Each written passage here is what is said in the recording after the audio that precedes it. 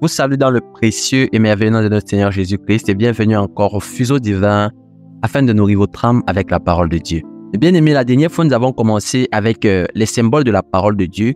Nous avons vu le symbole de l'eau, le symbole du feu, la parole de Dieu comme étant un marteau, la parole de Dieu comme étant un remède et la parole de Dieu comme la buée.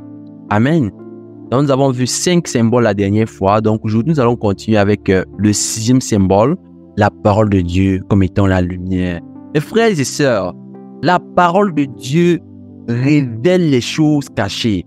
Elle donne aussi la compréhension des mystères de Dieu. Si tu veux comprendre les mystères de Dieu, va dans la parole de Dieu. Demande l'aide du Saint-Esprit. Demande au Saint-Esprit de te révéler les mystères cachés de Dieu. Alléluia. Il va te les révéler. Amen.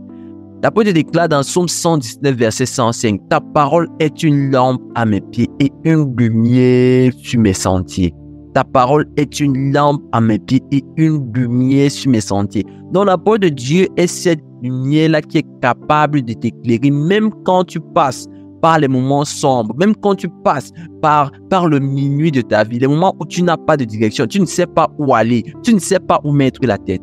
Va à la parole de Dieu. Ces moments arriveront toujours. Ces moments d'épreuve arriveront toujours. Où tu as l'impression d'être seul, tu n'es pas seul.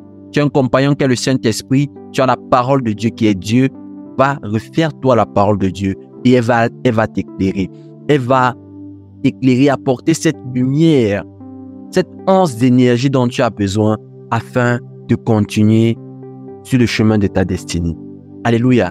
Ouvrons aussi nos Bibles dans Éphésiens 1, verset 17 à 18.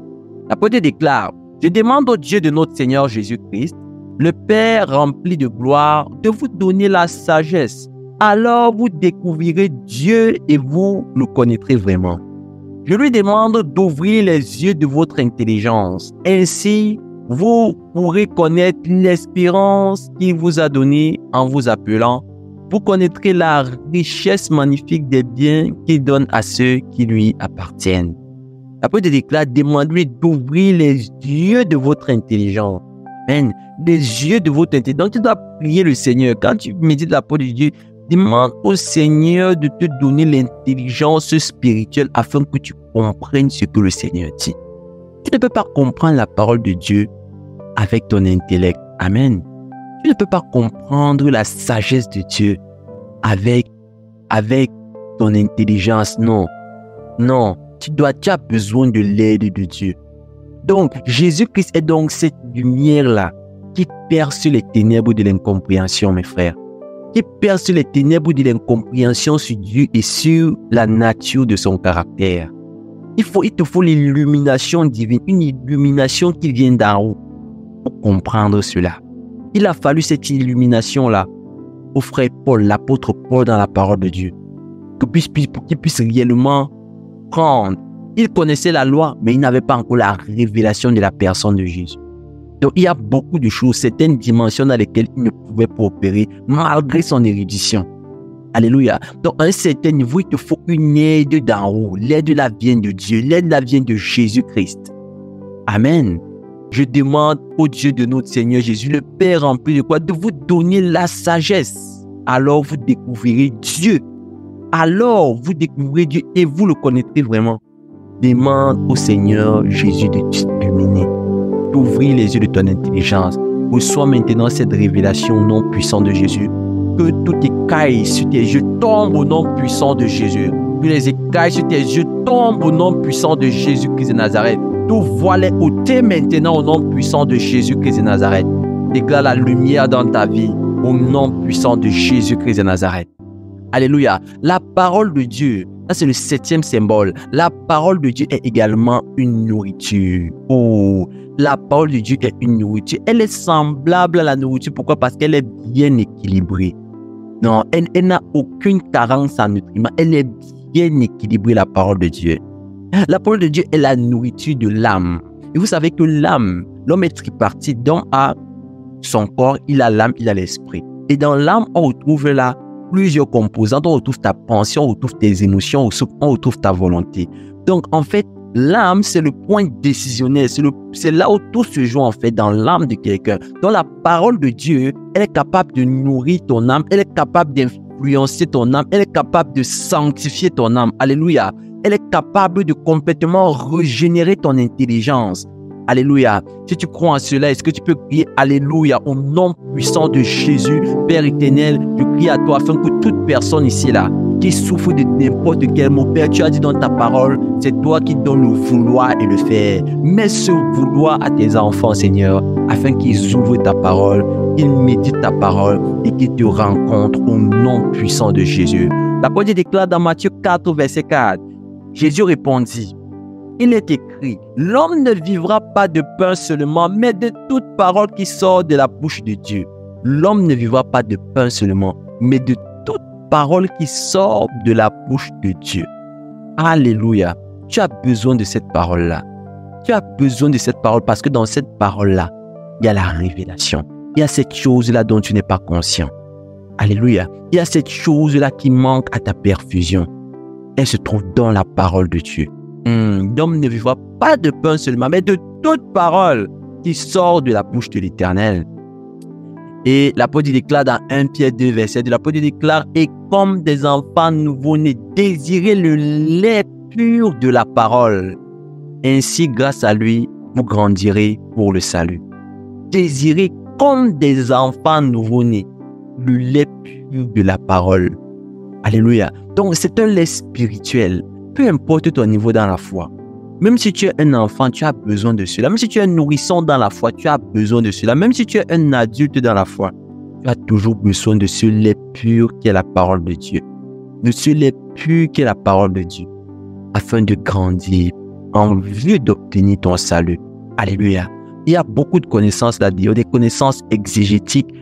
Beaucoup. La parole de Dieu, elle demeure. Elle demeure le lait spirituel et pur. Alléluia. Que le Seigneur t'aide à grandir dans sa parole. Que le Seigneur t'aide à voir ce lait pur, ce lait spirituel pur, afin que tu grandisses pour ton salut au nom puissant de Jésus. Que le Seigneur éloigne de toi toute fausse doctrine. Que le Seigneur éloigne de toi tout message d'apostasie. Que le Seigneur éloigne de toi tout message d'hérésie au nom puissant de Jésus-Christ de Nazareth.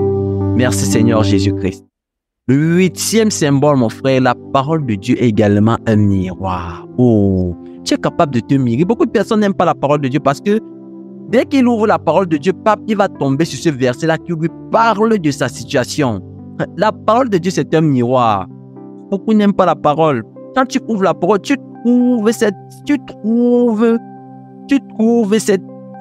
parole-là qui parle de toi, qui t'appelle à abandonner cette œuvre-là que tu fais. La parole de Dieu, elle est comme un miroir. Elle t'aide à voir ta propre personne, pas une autre personne. Elle t'aide à voir ta personne. Elle t'aide à t'auto-juger, à ôter tout ce qui est mal dans ta vie. Amen. Et tu peux également utiliser la parole de Dieu là pour régler ta conduite. Tout mauvais caractère dans ta vie, la parole de Dieu est capable de te révéler cela et apporter le changement. Alléluia. Je sais que c'est déjà arrivé à plusieurs personnes. Tu ouvres la parole de Dieu et tu trouves ce verset-là vraiment qui parle de ta situation, qui t'invite à abandonner une œuvre ou bien un certain péché. Amen. La parole de Dieu est capable d'ôter le mal. Amen. Elle est ce miroir-là qui te permet de t'auto-critiquer, de t'améliorer, de passer à une autre étape dans ta vie, de passer à une autre dimension avec Dieu. Alléluia. Ouvrons ensemble nos Bibles dans Jacques 1, verset 22 à 25. La parole de Dieu déclare, mettez la parole en pratique. Ne vous contentez pas de l'écouter en vous abusant vous-même. En effet, si quelqu'un écoute la parole et ne la met pas en pratique, il est semblable à un homme qui regarde dans un miroir son visage naturel et qui, après s'être regardé, s'en va et oublie aussitôt comment il était. Mais celui qui a plongé les regards dans la loi parfaite, la loi de la liberté, et qui y demeure, non pas en écoutant pour oublier, mais en mettant en pratique, en faisant œuvre, celui-là sera heureux dans sa pratique même. Amen. Tu ne dois pas être cette personne-là que Dès que la parole de Dieu est donnée à l'église, tu cries Amen. Mais aussitôt tu sors de l'église, aussitôt la parole a été relâchée, tu retournes dans tes vomissures. Frère, mon frère, quel genre de terre es-tu? Est-ce que tu es cette terre poreuse-là? Est-ce que tu es cette terre poreuse-là qui laisse entrer tout? Non, mon frère. Amen.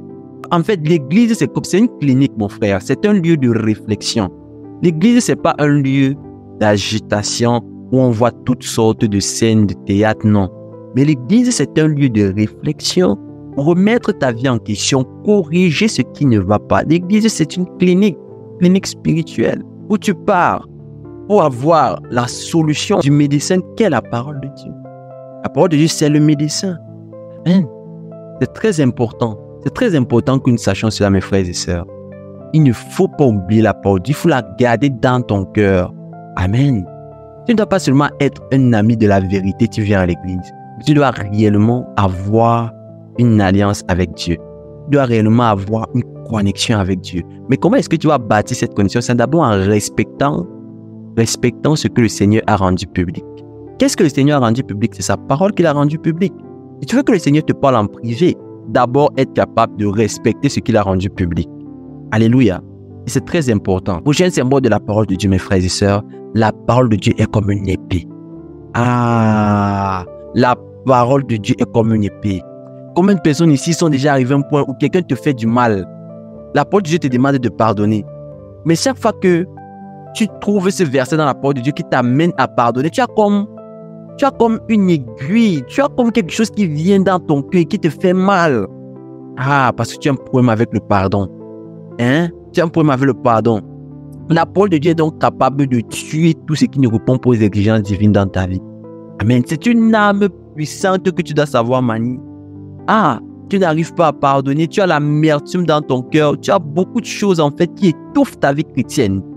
Beaucoup de choses qui étouffent ta vie chrétienne. Et chaque fois que la parole de Dieu te révèle cela, tu sens comme un malaise, tu sens comme si, ça vient comme une gêne. Le Seigneur est en train de te délivrer sans que tu ne saches, mon frère. La parole de Dieu déclare dans Hébreux 4, verset 12. En effet, la parole de Dieu est vivante et efficace, plus tranchante que toute épée à deux tranchants, pénétrant jusqu'à séparer âme et esprit, jointure et moelle.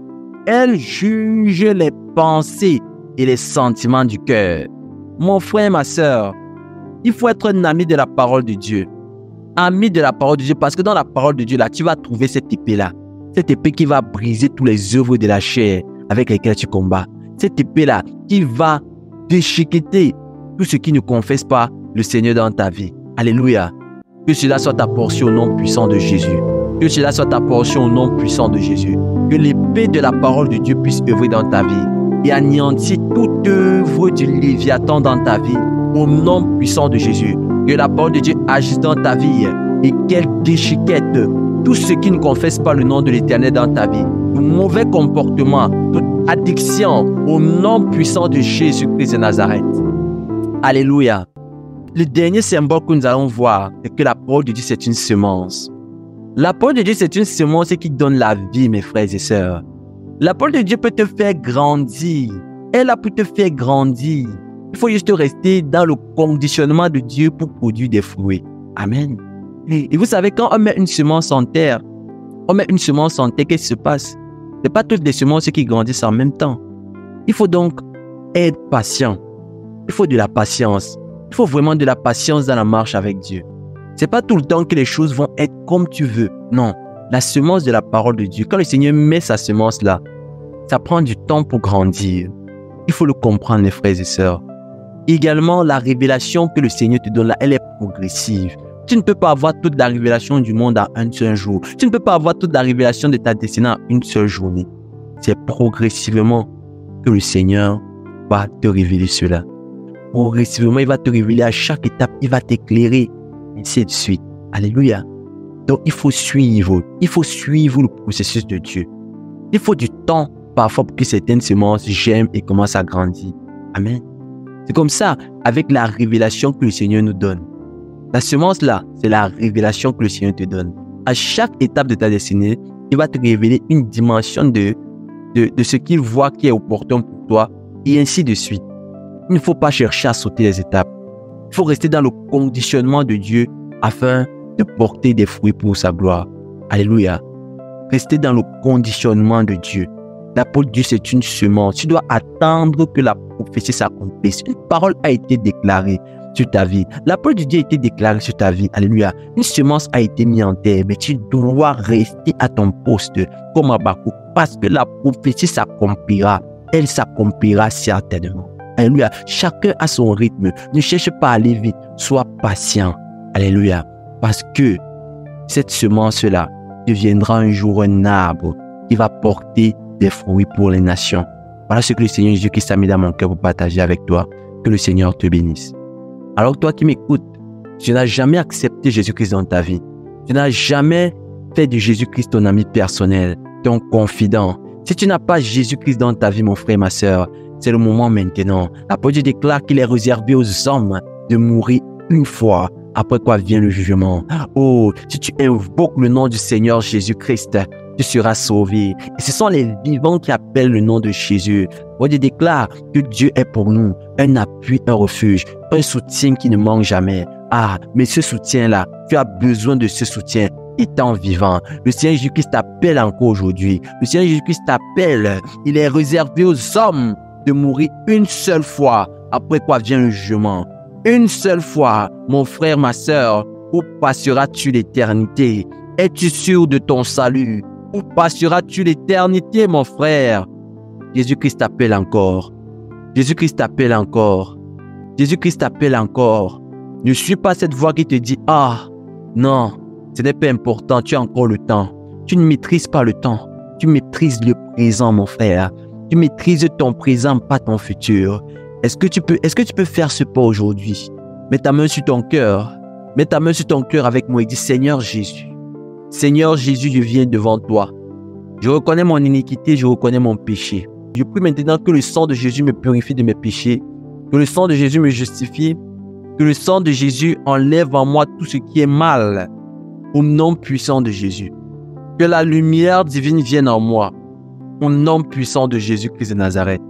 Père éternel, restaure tout ce que le péché a anéanti dans ma vie. Restaure mon potentiel, restaure ma santé au nom puissant de Jésus-Christ de Nazareth. Père, que l'épée de ta parole détruise tous les œuvres du diable dans ma vie, toutes les œuvres charnelles en moi, afin que je puisse te plaire. Au nom puissant de Jésus. Père, je te prie de m'accepter dans ton royaume et aide-moi à te suivre tous les jours de ma vie. Aide-moi à ne jamais rebourser chemin au nom puissant de Jésus. Merci Seigneur pour l'acceptation dans ton royaume. C'est au nom de Jésus-Christ que j'ai prié. Amen. Amen. Bienvenue à la maison, mon frère et ma soeur. Tu viens de prendre la meilleure décision de ta vie. La meilleure décision de ta vie, tu viens de la prendre. Que le Seigneur te bénisse. Alors maintenant, je t'invite à constamment lire la parole de Dieu. Lire la parole de Dieu afin de connaître ce que le Seigneur attend de toi en tant que son enfant, afin de connaître les exigences divines à ton égard. Je t'invite également à constamment louer le Seigneur, louer et adorer le Seigneur, afin d'appeler la présence de Dieu. Alléluia. Dieu déclare le Seigneur siège au milieu de la louange et l'adoration de son peuple. Alléluia. Également, mon frère, je t'invite à prier le Seigneur. Prie le Seigneur afin qu'il te dirige vers une église où on le sert en esprit et en vérité, afin de bâtir ta foi. Que le Seigneur Jésus-Christ te bénisse. Alors toi qui m'écoutes maintenant, si tu es malade, mets la main où tu souffres. Tu connais quelqu'un qui est malade, mets la main sur ta tête. Mets la main sur ta tête, tu connais quelqu'un qui est malade. Et si tu souffres d'une maladie, mets la main où tu souffres. Au nom puissant de Jésus-Christ de Nazareth, Père éternel, je déclare maintenant la guérison dans la vie de tes enfants. Je déclare la guérison spirituelle. Toute infirmité, lâche prise maintenant au nom puissant de Jésus. Toute maladie, lâche prise maintenant au nom puissant de Jésus. Toute infirmité, lâche prise. Toute anomalie dans le corps, lâche prise au nom puissant de Jésus. J'envoie maintenant le feu, que le feu du Saint-Esprit consume toute œuvre du diable dans la vie de tes enfants, toute œuvre du Léviathan dans la vie de tes enfants. Au nom puissant de Jésus-Christ de Nazareth, je déclare maintenant la restauration. Je déclare maintenant la restauration. Je déclare maintenant la restauration. Je déclare maintenant la restauration. Je déclare maintenant la restauration. Je déclare maintenant la restauration. Au nom puissant de Jésus-Christ de Nazareth. Au nom puissant de Jésus-Christ de Nazareth, déclare que l'ADN du Seigneur Jésus-Christ coule en toi. Et cette maladie s'en va maintenant. Ce VIH-Sida s'en va maintenant. Ce cancer s'en va maintenant. Tous ces maux s'en vont maintenant. Toute maladie sur ton corps, toute maladie dermatologique, lâche prise maintenant. Va-t'en maintenant au nom puissant de Jésus-Christ. Va-t'en maintenant au nom puissant de Jésus-Christ. Déclare que ces guérisons sont scellées dans le sang précieux de l'agneau. Père, tu connais toute personne qui est malade, qui souffre, au Père, qui a des problèmes dans son cœur, des problèmes émotionnels, Père, des problèmes cardiaques. Au nom puissant de Jésus, que cette personne soit restaurée, que ta paix qui surpasse toute intelligence soit la portion de tes enfants. Au nom puissant de Jésus, nous avons ici prié. Amen. Amen. Donc, que le Seigneur vous bénisse et on se dit à très bientôt pour le prochain thème.